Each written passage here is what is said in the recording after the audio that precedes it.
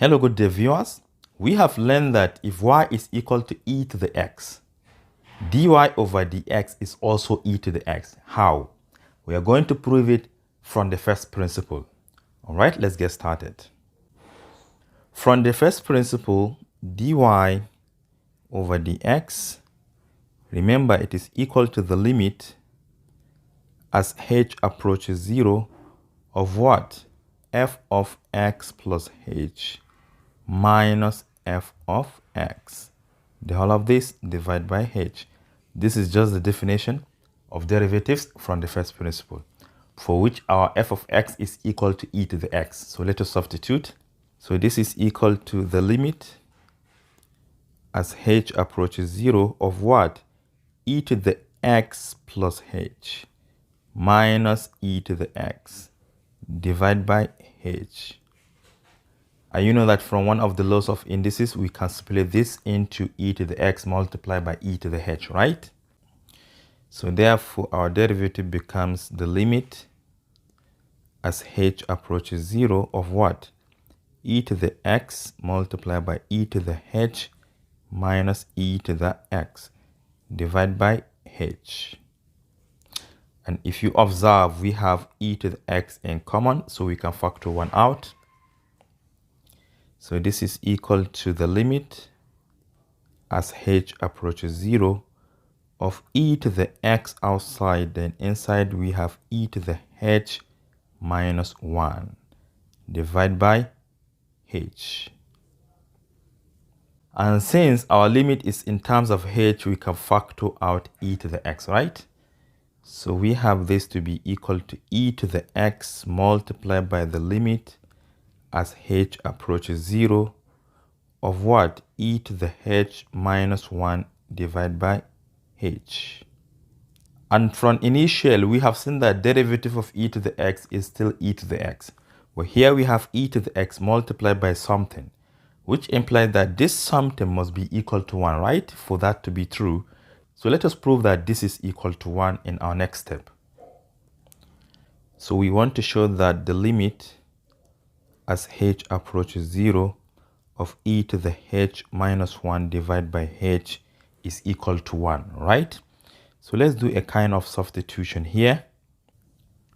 Let e to the h minus 1 be equal to, can we use p? Yeah, let us use p. So if e to the h minus 1 is equal to p, what will be the value of h? Let us make it the subject. Therefore, e to the h will be equal to p plus 1 if negative 1 crosses over. And if you take the natural log of both sides, e will cancel, leaving only h equal to the natural log of what? P plus 1. So let us back substitute. To the top, we have p, and to the bottom, we have the natural log of what? P plus 1. So this will be equal to the limit. To the top, we have p. To the bottom, we have what? Natural log of p plus 1. So where is our limit heading to? It is going to be in terms of p. If h approaches 0 from here, you can see we have 1 minus 1, which is equal to 0. Therefore, p will also approach 0. So we have p approaches 0. So now let us manipulate this a little bit. This is the same thing as the limit as p approaches 0. Let us write this one as ln of p plus 1 divided by p. How is it possible? It can only be possible if you also divide it by 1, right? You divide 1 by the whole of this. It is the same thing. We have not changed anything. And you know from here, dividing by p is the same thing as multiplying by 1 divided by p, right? So this is the same thing as the limit as p approaches 0 of what?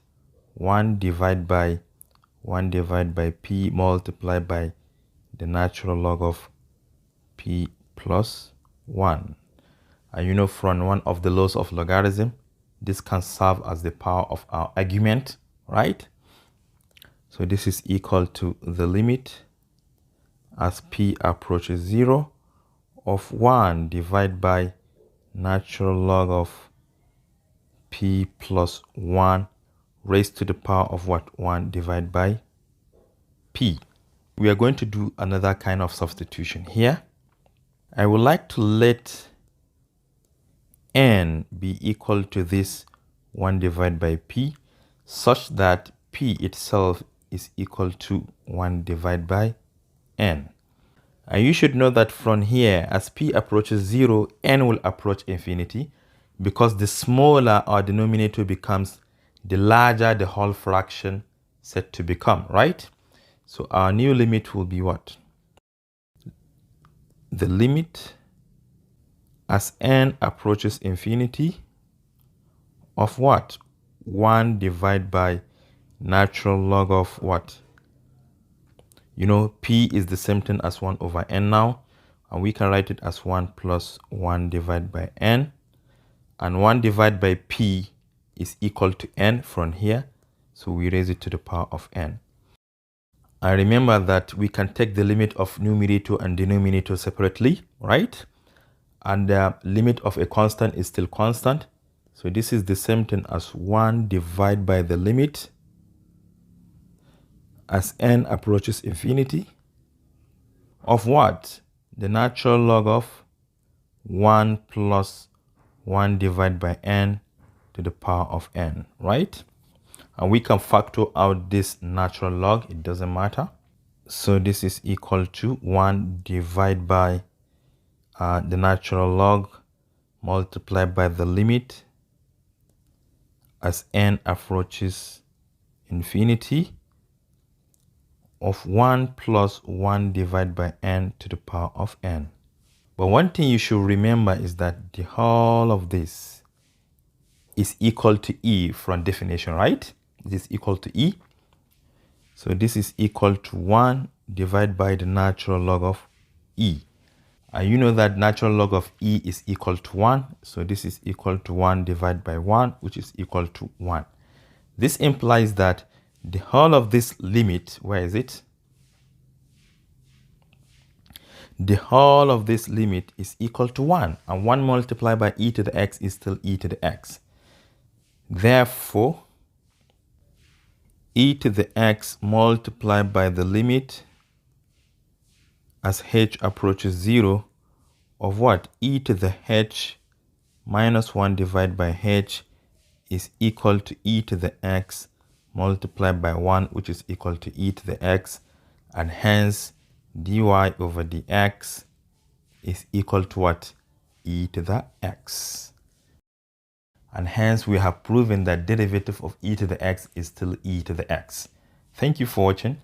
Do share to your learning colleagues, and don't forget to subscribe to my YouTube channel for more exciting videos. Bye bye.